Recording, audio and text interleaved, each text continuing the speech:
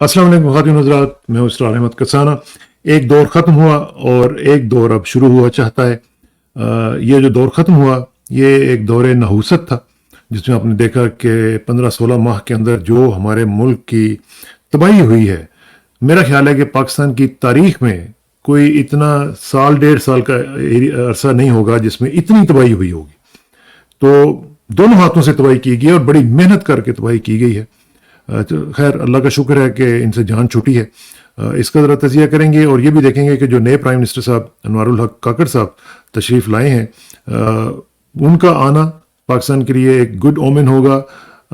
वो भी हम देखेंगे और साथ साथ जो बाकी मामला चल रहे हैं इमरान खान के हवाले से भी, और थोड़ा सा कंपैरिजन भी करेंगे कि ये जो असम्बली गई है, इसका थोड़ा सा कंपैरिजन करेंगे।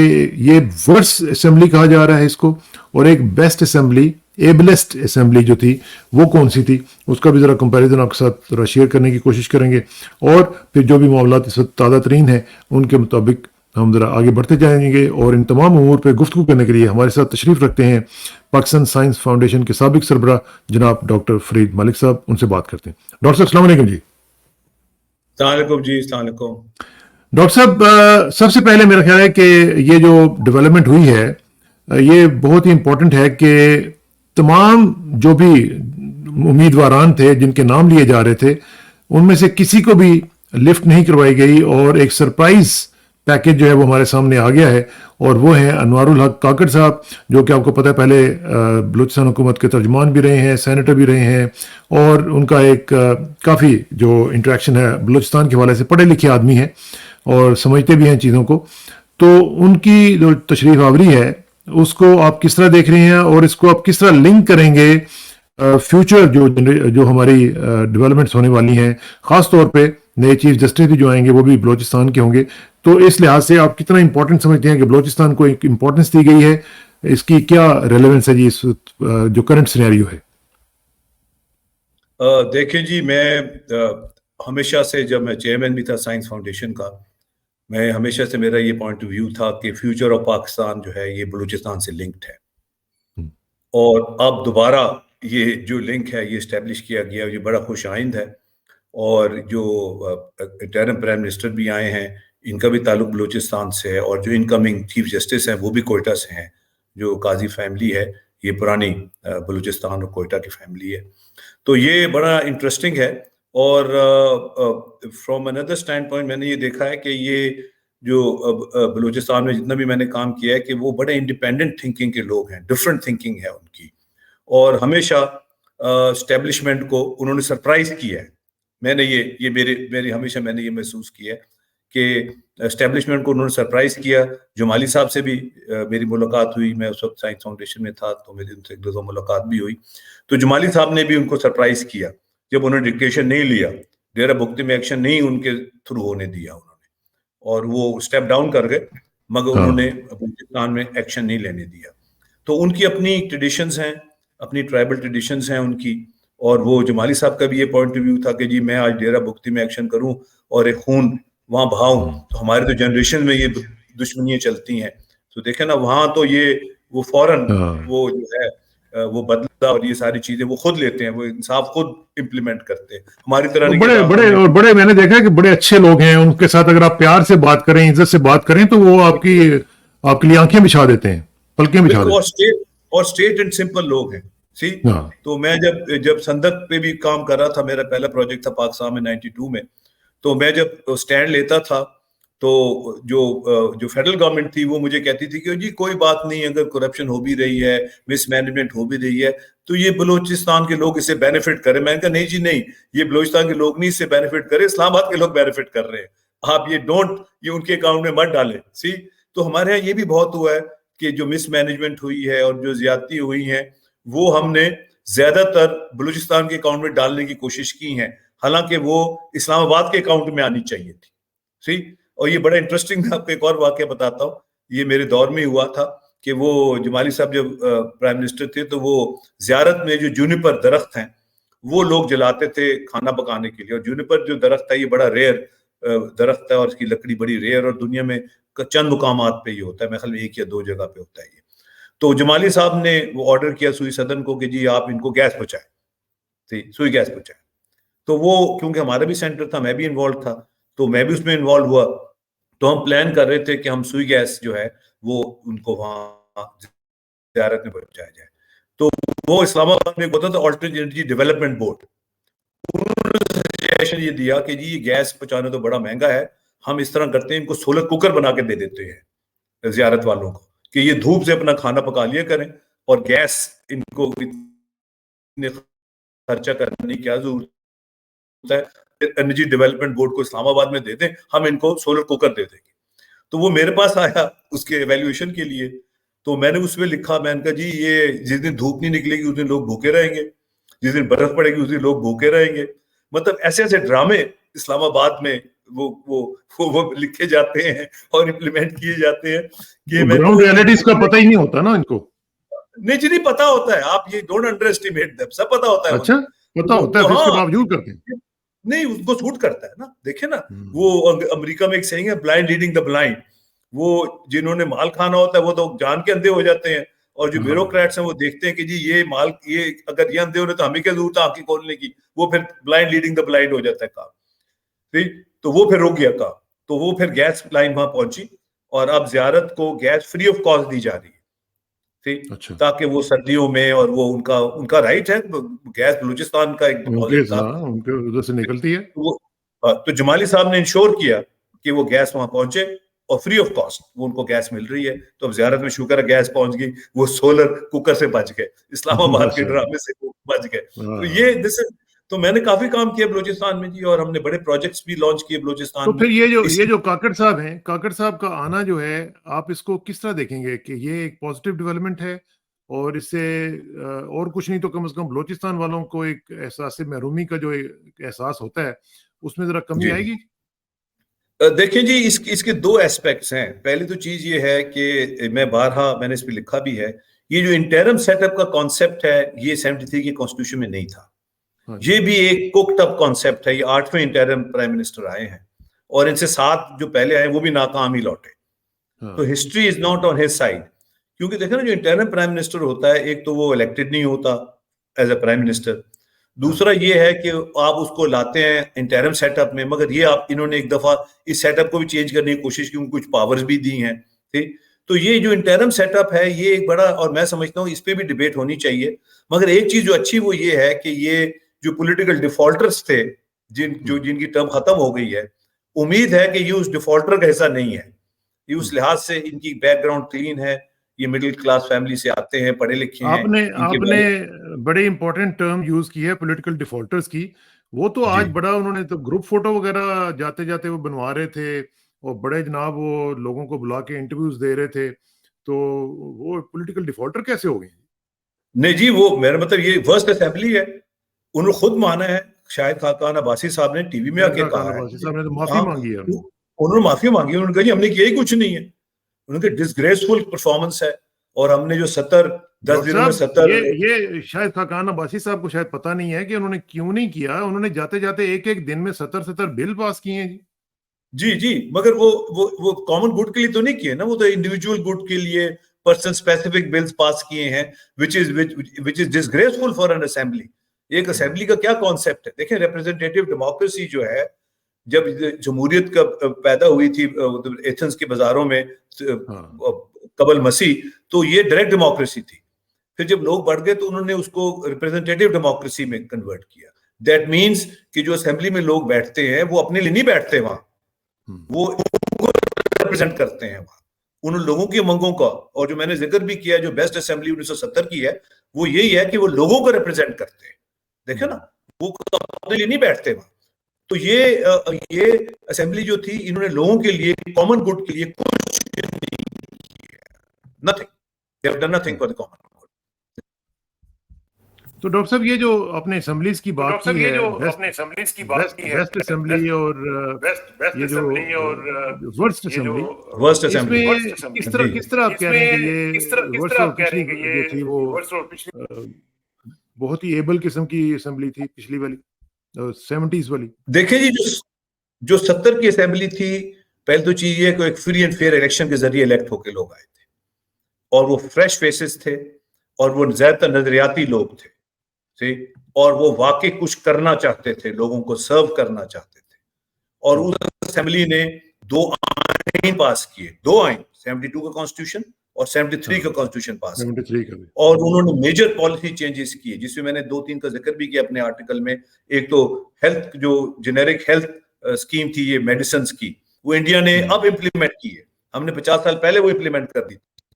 कीमतें दवाइयों की कम करने के लिए जेनेरिक मेडिसिन की स्कीम एक इंट्रोड्यूस की गई थी। फिर मेजर पासपोर्ट रिफॉर्म्स हुए, जिसके जरिए लोगों ने ट्रेवल किया, राइट टू ट्रेवल जो है वो रिकॉग्नाइज किया गया। और आज जो एक्सपेट्रिएट कम्युनिटी यहाँ हमें भेज रही रिमिटेंसेज, उसी दौर के लोग हैं जो गए हुए हैं बाहर। तो ये बहुत एबल असेंबली थी, और जो लेवल ऑफ डिबेट्स बहुत हाई लेवल का था। भुट्टो साहब लीडर ऑफ द हाउस थे, Abdul Wali Khan leader of the opposition थे। और जब वो असेंबली भुट्टो साहब ने साल पहले डिसॉल्व की, तो किसी कोई प्लॉट की असेंबली नहीं थी, लोगों के पास प्लॉट नहीं थे, उन्होंने अपने जाती वो एम्पायर्स बिल्ड नहीं की थी। एक क्लीन हाउस था, वो क्लीन आया और क्लीन गया। और भुट्टो साहब की कोशिश ये थी कि transition of power constitutional orderly transition of power हो। और यही पाकिस्तान की सबसे बड़ा, आई थिंक कल हम यौम आजादी मना रहे हैं, इसके 76 ईयर्स में हमारा constitutional orderly transition of power नहीं हुआ। और ये जो पीछे एस्टेब्लिशमेंट की, ये नहीं होने देती ऑर्डरली ट्रांजिशन ऑफ पावर, इन्होंने इस नहीं होने दिया। इसमें डॉक्टर साहब, इसमें आपने भुट्टो साहब का जिक्र किया, तो भुट्टो साहब ने तो अब्दुल वली खान साहब को ऑफर किया था प्लॉट, और वो फिर उन्होंने नहीं लिया तो अलग बात है, लेकिन भुट्टो साहब ने तो काम दिखाया था ना अपना। नहीं, मगर भुट्टो साहब ने खुद भी नहीं लिया। देखिए ये ब्यूटी है, वो नहीं लिया, लेकिन उनको तो ऑफर किया ना, 2 दफा ऑफर किया। हाँ, वो क्योंकि इस्लामाबाद सारा बेस्ड ही है उस पे बेट के ऊपर। इस्लामाबाद की जो शुरुआत है वो अयूब खान के 40 कनाल के प्लॉट से शुरू होती है, जो इस्लामाबाद का चॉइसियस, जो बेस्ट लोकेशन थी, पहाड़ी के ऊपर, पीछे उसके पार्क है, मेरिट होटल के सामने पहाड़ी के ऊपर 40 कनाल का उन्होंने अपने आप को सबसे पहले वो दिया। और वहां से एक प्लॉट की सियासत शुरू हुई। और जिस तरह मैंने अपने आर्टिकल में भी लिखा है कि the mother of corruption are martial laws in this country, वहां से शुरू हुआ। फिर वो प्लॉट लोगों को दिए गए, और जाहिर बात है कि वो कम लोग होते हैं जो स्टैंड करते हैं उसके अगेंस्ट। ज्यादातर लोग जो है वो उसकी लियोर में चले जाते हैं, बिक जाते हैं। तो उन्होंने, वली खान साहब ने कहा जी मुझे नहीं प्लॉट चाहिए, मेरे पास पैसे नहीं, एक और ले लें, वो बेच के आप इस पे घर बना ले। उसने कहा जी बहुत शुक्रिया आपका, मुझे नहीं प्लॉट चाहिए। और जब असेंबली डिसॉल्व हुई तो ना वली खान के पास कोई प्लॉट था, ना भुट्टो ने भी प्लॉट नहीं लिया। देखा ना, ये वो हाउस क्लीन था, उनको अपनी स्लेट साफ रखने का वो एक अज़म था उनके पास। यहाँ उस वक्त थोड़ा सा, उस वक्त जो था, उस जमाने में करप्शन को थोड़ा सा बुरा समझा जाता था, तो अब तो खैर करप्शन जो है वो रिवॉर्ड की जाती है ना जी। मगर देखें ना, एक ये तो आपने रिवॉर्ड तो वो थोड़ा बहुत रिवॉर्ड तो ठीक है, मगर ये तो इन्होंने बिजनेस बना लिया सियासत को। जो मैंने डिफॉल्ट का लफ्ज यूज किया, जिस तरह लोन डिफॉल्टर्स हैं, वो ये पॉलिटिकल डिफॉल्टर्स भी हैं। अब तो वो इसको बिजनेस बना लिया।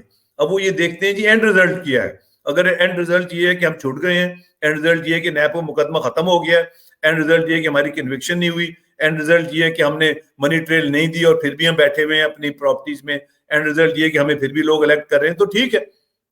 और तो साथ साथ हम ये भी देख रहे हैं कि करप्शन के साथ साथ एक बेशर्मी का माहौल भी जो है वो भी आ गया है। क्योंकि देखें ना, अभी आपने देखा होगा कि शहबाज शरीफ साहब ने कितनी बेशर्मी और ढिठाई से ये कहा कि जी मैं तो 30 साल से आंखों का तारा हूं उनका, तो इसमें कौन सी शर्म वाली बात जी। और साथ ये भी कहा, मैं और हमारा बयानिया होगा कि वोट की इज्जत, यानी आप कॉन्ट्रडिक्शंस देखें, यानी वोट की इज्जत बस जरिए establishment, this what he is saying, कि वोट की इज्जत भी जो है वो भी सबसर्विएंट है आंखों का तारा जो एस्टैब्लिशमेंट के उनके थ्रू। तो ये मैं समझता हूँ ये एक डिफाइनिंग मोमेंट है हमारी हिस्ट्री में पाकिस्तान की। और इस वक्त हमने फैसला करना है कि हम एक आईनी, एक कॉन्स्टिट्यूशनल डेमोक्रेसी की तरह चलेंगे, या हम सबसर्विएंट होके और एक और बर्मा बन जाएंगे। लेकिन डॉक्टर साहब, जो हम देख रहे हैं, ये तो देखें ना, हमने फैसला कई दफा किया और हम कुछ भी नहीं कर पाते। अभी भी देख रहे हैं कि जो अवाम है वो तो एक तरफ खड़ी हुई है इस पूरे सर्कस से, लेकिन अब अवाम की कोई सुने तो तब ना। मतलब अवाम तो फैसला कर करके बैठ जाती है, लेकिन उसके सुनने के लिए जो ऊपर इदारे हैं वो कहते हैं जी कि नहीं, आप हमारी माने, जिस तरह हम कहेंगे उस तरह चलें, वरना फिर आप आवर वे और द हाईवे। नहीं, मेरा ख्याल है कि इस वक्त जो है अवाम जो है वो बाशऊर है और वो सारी गेम अंडरस्टैंड कर रही है। ये पहले अब तक नहीं हुआ था। ये हमारी तारीख में, क्योंकि मैंने बड़ा क्लोजली ये चीजें सारी वॉच की हैं, और क्योंकि मैं खुद भी पॉलिटिकल एक्टिविस्ट रहा हूं और हमारी सेंटर्स प्रोड्यूस किए हैं, तो हम तो ये चीजें देखते आ रहे हैं बड़े अरसे से। फिर मैंने वो आपको खान कयूम खान का भी किस्सा सुनाया था, जो चाय किले में उनको रखा गया, तो उन्होंने मेरे वालिद को यही कहा था, जी वो अंग्रेज की जेल थी, वहाँ जेल मैनुअल थे, वहाँ कोई SOPs थे, कोई प्रोसीजर्स थे, कोई कानून था जो फॉलो होता था, ये गोरे की जेल नहीं है मलिक साहब। ये उन्होंने मेरे वालिद को, अभी तक वो लफ्ज मेरे कानों में गूंजते हैं। तो मेरे कहने का मतलब ये है कि इस वक्त हम क्रॉस रोड्स पे हैं और लोग बड़ा क्लोजली सिचुएशन को वॉच कर रहे हैं, खास तौर पे खैबर पख्तूनख्वा में और पंजाब के कुछ हिस्सों में और बलूचिस्तान में भी लोग बड़ा क्लोजली वॉच कर रहे हैं सिचुएशन को। और जिस तरह मैंने पहले भी आपको कहा था कि अभी क्योंकि हम स्टेप वाइज जा रहे हैं कि अब एक किस्म का एक पॉलिटिकल डिफॉल्ट का दौर खत्म हुआ, वो असेंबली खत्म हुई, तो लोगों का एक साया ऑफ रिलीफ आया है, जो अच्छी बात है। अब नेक्स्ट स्टेप ये है कि अब ये जो इंटरिम गवर्नमेंट आएगी, ये क्या करेगी, ठीक, ये किस तरह प्रोसीड करेगी, और इलेक्शन कब तक होंगे, फिर आगे मार्च में सेनेट के इलेक्शन भी होने हैं, फिर सदर अलवी भी जो हैं वो कंटिन्यू करेंगे जब तक इलेक्टोरल कॉलेज नहीं होता। हाँ, तो ये इस वक्त जरा सिचुएशन जो है ये आस्ता आस्ता अनफोल्ड होगी, बट मेरा ख्याल है कि अब there is no going back. मैं समझता हूं कि हम एक क्रॉस रोड पे पहुंच गए हैं। अब एज ए नेशन हमने ये फैसला करना है कि फैसला आजादी का होगा या महकूमी का होगा। आजादी का मतलब ये है, साथ साथ ये देखें ना डॉक्टर साहब, इसमें जो आज़ादी की आप बात कर रहे हैं ना, इसमें लोगों के लिए कंसर्निंग जो बात है वो ये है कि जो नया सेटअप भी आ रहा है उसके बारे में भी कहा यह जा रहा है कि ये बिल्कुल एस्टेब्लिशमेंट के मुताबिक चलेगा, और इलेक्शन हर कोई ये कह रहा है कि हमें होते हुए नजर नहीं आ रहे। तो इस सूरत हाल में फिर अवाम के पास क्या चॉइस बचेगी? क्या वो करें? इंतजार करते रहें जब तक कि कोई उनको इलेक्शन ना दे, या अपना जो एहतजाज है वो खामोशी से जिस तरीके से भी कर सकते हैं उस तरह करते चले जाएं और कुछ ना कुछ अपनी बात मनवाने की कोशिश करें? देखिए, अब दो चीजें हैं इसमें। बिजनेस एज यूजुअल नहीं चलेगा, ये तो तय है कि ये business as usual will not work, नहीं चलेगा बिल्कुल। अब देखना ये है कि जो चेंजेस आ रहे हैं और चेंजेस जो अनफोल्ड हो रहे हैं, इनका तो ये ख्याल है एस्टेब्लिशमेंट का कि जो हम चेंजेस अनफोल्ड करेंगे, इंप्लीमेंट करेंगे, उससे हालात इंप्रूव होंगे, अच्छे चेंजेस आएंगे, आम लोगों की जिंदगी में तब्दीली आएगी, सही रूल ऑफ लॉ जो है वो होगा, अफाम व तफहीम होगी। अगर तो हम उस डायरेक्शन में चले गए तो फिर शायद थोड़ा मार्जिन लोग भी दे दें, मगर अगर हम उस डायरेक्शन में ना गए, क्योंकि देखें ना, अब हम इससे नीचे नहीं जा सकते। This is the bottom line, that we have hit the bottom line. अब हमने ऊपर आना है। अब ऊपर आने के लिए ट्रांजिशन जो है, ट्रांजिशन हमेशा मुश्किल होती है। वो ट्रांजिशन पीसफुल भी हो सकती है अगर इफ सेंस प्रिवेल्स, और वो ट्रांजिशन जो है वो कॉन्फ्रंटेशनल भी हो सकती है। तो ट्रांजिशन होनी है, सही, लोगों के हालात बेहतर होने हैं हर हालत में। ये बिजनेस एज यूजुअल नहीं चलेगा। ये लुटेरों को हुकूमत दे के ये 15 महीने और 16 महीने ये हमने देख लिया है कि business as usual means misery for the people. ये नहीं हो ये सकता। देखें ना डॉक्टर साहब, बिजनेस एज यूजुअल अगर आप बात कर रहे हैं तो हम अभी तक ये देख रहे हैं कि इमरान खान साहब अभी तक अंदर हैं, एक फ्रिवलस किस्म के चार्ज के साथ वो अंदर हैं।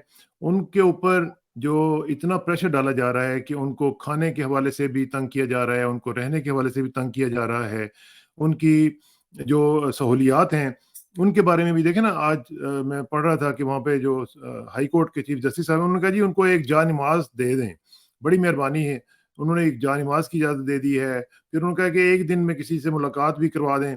तो ये जो एक रवैया है जो हम देख रहे हैं कि एक फॉर्मर प्राइम मिनिस्टर के साथ इस तरह किया जा रहा है, और वो प्राइम मिनिस्टर जिसके साथ अभी तक 75 से ज्यादा % लोग जो हैं वो उसको पसंद करते हैं, उसके लिए वोट करना चाहते हैं, और उसकी नहीं सुनी जा रही। तो ये बिजनेस एज यूजुअल ही है ना जी। टू सम एक्सटेंट यस, मैं आपसे एग्री करता हूं। और जो इस्लामाबाद हाई कोर्ट भी है, उसकी लीडरशिप के बारे में भी काफी सवाल उठाए जा रहे हैं। ये एक इशू है, इंपॉर्टेंट इशू है। इस्लामाबाद हाई कोर्ट खास तौर पे उसकी लीडरशिप के बारे में उठाए जा रहे हैं, मगर Islamabad high court despite leadership issue फिर भी वो कुछ ना कुछ रिलीफ देने पे मजबूर हो रहा है। देखें, अगर आप दौर देखें तो वो फिर भी कुछ ना कुछ वो रिलीफ देने पे मजबूर हो रहा है, चाहे जाए नमाज ही सही। आस्ता आस्ता उन्हें मिलने का भी, खाने का भी डिस्कस हो रहा है, फिर अडयाला जेल मूव करने का भी डिस्कस हो रहा है।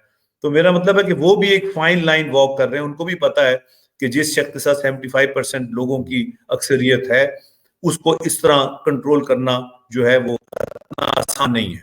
ठीक, तो अगर आप देखें लेकिन इसमें कंपैरेटिवली, डॉक्टर साहब जी, इसमें एक चीज बड़ी ट्रिकी है। मैं वही कल भी हम डिस्कस कर रहे थे कि ये जो इस सिचुएशन है इसमें देखें जो अभी पॉलिटिकल डिफॉल्टर्स बकौल आपके जो गए हैं, रुखसत हुए हैं, पहले तो ये एस्टेब्लिशमेंट ये बात कर सकती थी जी कि ये उनकी पॉलिसी थी इमरान खान के साथ इस तरह की सख्ती करना, या पीटीआई के साथ या उनके वर्कर्स के साथ इस तरह करना, तो उनके ऊपर एक बहाना डाला जा सकता था। लेकिन अब अगर ये पॉलिसी कंटिन्यू करती है तो वाज़ेह तौर पर लोगों को समझ आ जाएगी कि नहीं, ये वो नहीं थे, ये एस्टेब्लिशमेंट ही पहले करवा रही थी और अब भी एस्टेब्लिशमेंट ही करवा रही है। तो ये सिचुएशन जो है ये एस्टेब्लिशमेंट के लिए बहुत खतरनाक हो सकती है। इससे एस्टेब्लिशमेंट को बचना चाहिए। नहीं आप बिल्कुल ठीक कह रहे हैं, मगर इस वक्त जो सबसे बड़ा बहाना है वो 9 मई का बहाना है। इस वक्त जो बहाना गढ़ा गया है वो 9 मई का बहाना गढ़ा गया है। सी, तो फिर और एस्टेब्लिशमेंट सारे ये जो चाहेगी कि इसी को कंटिन्यू किया जाए और इसी बहाने के तहत जो है वो नहीं, क्रैकडाउन ये किया जाए, तो फिर तो कोशिश, एस्टेब्लिशमेंट के ऊपर इल्जाम आएगा ना। बिल्कुल कोशिश बिल्कुल, मैं इसलिए मैं कह रहा हूँ ये डिफाइनिंग मोमेंट है, कोशिश जरूर की जाएगी। ठीक, और वो जो उन्होंने भी कल पीछे वो अपना वो इंटरव्यू दे रहे थे आउटगोइंग प्राइम मिनिस्टर शहबाज शरीफ साहब, तो जब उन्होंने पूछा कि जी डॉलर 100 रुपए महंगा हो गया है, तो वो कहते हैं 9 मई की वजह से हुआ है। सी, अब हर चीज जो है वो, हालांकि डॉलर महंगे वो 3 महीने पहले हो चुके, 4 महीने पहले हो चुका था, तो हर चीज जो है वो 9 मई को की जा रही है, और फिर 9 मई की और बदनामी हो रही है कि वो एक it was a staged encounter. देखो ना, वो और बदनामी हो रही है, जैसे टिपिकल शहबाज शरीफ साहब के जमाने में या पुलिस मुकाबले स्टेज होते थे एनकाउंटर। ये अब वो जो 9 मई को भी एक स्टेज एनकाउंटर की शक्ल दी जा रही है कि पहले हर चीज इमरान खान की हुकूमत की वजह से थी, अब हर चीज जो क्रैक डाउन और सारा कुछ हो रहा है वो 9 मई की वजह से हो रहा है। तो ये एक नया बहाना जो है ये बनाया गया, मगर अब बहाने नहीं चलेंगे। देखें, लोग समझ आ गए, अवेयरनेस हो गई है, और ये इमरान खान साहब की बड़ी कंट्रीब्यूशन है कि उन्होंने ये अवेयरनेस लोगों में दे दी है। सब लोग एक्सपोज है, सबको पता है कि इस वक्त क्या हो रहा है मुल्क में, और हमारा फ्यूचर, हमारे बच्चों का फ्यूचर क्या है। नौजवान छोड़ छोड़ के मुल्क जा रहे हैं, नौकरियां नहीं है, इकोनॉमिक सिचुएशन बहुत खराब है, बिजनेसेस हट कर रहे हैं। देखो ना, इस तरह ये नहीं चल सकता सिस्टम। ठीक, तो we are at a crossroads. तो क्या इमरान खान साहब इन हालात में आप उनकी रिहाई कहीं अनकरीब आप देख रहे हैं, कोई इस तरह की इतलात हैं कि उनको रिहा किया जाएगा, या मुख्तलिफ केसेस में उनको गिरफ्तार करके दूसरे केस में डाल दिया, उसमें से निकले तो दूसरे में डाल दिया, तो क्या इस तरह का प्लान नजर आ रहा है? क्या होगा क्या इमरान खान के साथ? देखिए जी, इस वक्त मेरा ख्याल है जो हो रहा है वो ये है कि वो इमरान खान साहब से कुछ रियायत चाहते हैं एस्टेब्लिशमेंट जो है, जो इमरान खान साहब देने के लिए तैयार नहीं है, क्योंकि इमरान खान साहब भी समझते हैं कि ये एक डिफाइनिंग मोमेंट है पाकिस्तान के लिए भी, और उनकी उनके भी करियर के लिए भी, एक वो जो जिसको उसमें कहते हैं ना अंग्रेजी में स्वान सॉन्ग, उनका भी एक जाहिर की बात है, 70s में तो फिर आपका वो एक वो जिंदगी की एक लेटर इनिंग्स होती है उसमें, तो वो भी समझते हैं। तो वो कोशिश एस्टेब्लिशमेंट की यही है कि इनसे कुछ मरायात ले ली जाएं और कुछ कंडीशंस मान ली जाएं, कुछ मनवा ली जाएं और इलेक्शन करवा दिया जाए। ठीक, अब वो खान साहब किस हद तक वो मरायात को एक्सेप्ट करेंगे और किस हद तक नहीं करेंगे, ये जरा टॉस अप सिचुएशन है यहाँ इस वक्त। सही तो बात ये दिस इज है। The toss up. आखिर में जरा ये भी बताएं कि क्या नवाज शरीफ साहब जो हैं वो अब जो सुप्रीम कोर्ट में हालिया डिसीजन दिया है, क्या उस डिसीजन के बाद उनके जी, आने के रास्ते मसदूद हो गए हैं, या अभी भी वो आएंगे, रिस्क लेंगे?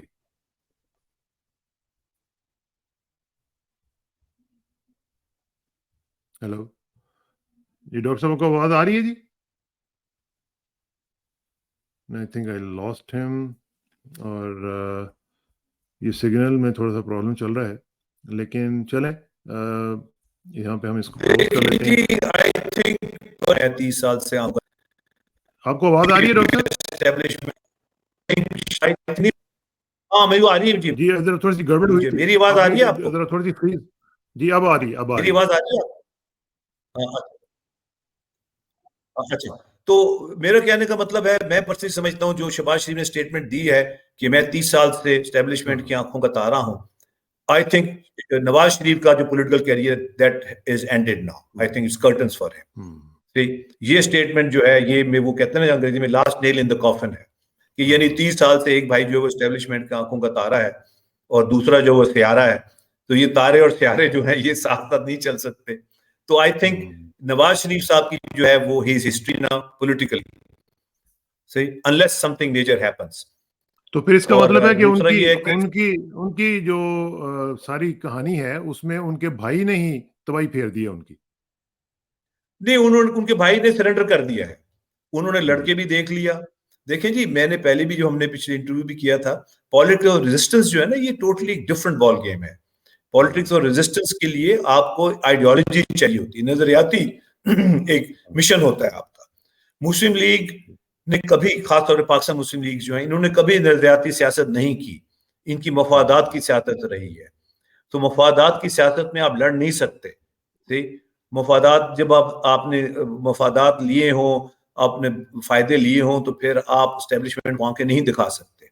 और जाहिर बात है एस्टेब्लिशमेंट को भी ऐसे लोग सूट करते हैं जो मफादात लिए हों, जिनके खिलाफ करप्शन के चार्जेस हों, क्योंकि उनसे डील करना आसान होता है।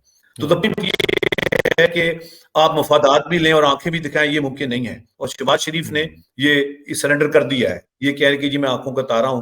मेरा नहीं ख्याल आज तक किसी सियासतदान ने इतना ब्लेटेंटली ये कहा हो। इवन दी ये जो चौधरी बरादरान है लाहौर के, इन्होंने भी कभी इतना ब्लेटेंटली नहीं कहा कि जी हम आंखों के तारे हैं। उन्होंने कहा जी वजादारी से हम चलते हैं। ठीक, उन्होंने लफ्ज वजादारी इस्तेमाल की है, इन्होंने तो आंखों का तारे कह दिया। ठीक, तो I think he is gone too far. और दूसरी बात यह है कि जब तक इमरान खान साहब अरीना में हैं, नवाज शरीफ ये रिस्क नहीं लेंगे कभी भी। उन्हें मालूम है कि वो इमरान खान को फेस नहीं कर सकते, इन एंड आउट, जेल में हो या बाहर हो, उससे कोई फर्क नहीं पड़ता। ठीक है, thank you very much doctor साहब। इंशाल्लाह आपसे रब्ता रहेगा जी। सिग्नल में थोड़ी सी प्रॉब्लम है, लेकिन इंशाल्लाह नेक्स्ट टाइम हम गुफ्तगू करेंगे और मजीद तफसील से करेंगे। बहुत बहुत शुक्रिया जी, थैंक यू वेरी मच। अस्सलाम वालेकुम जी।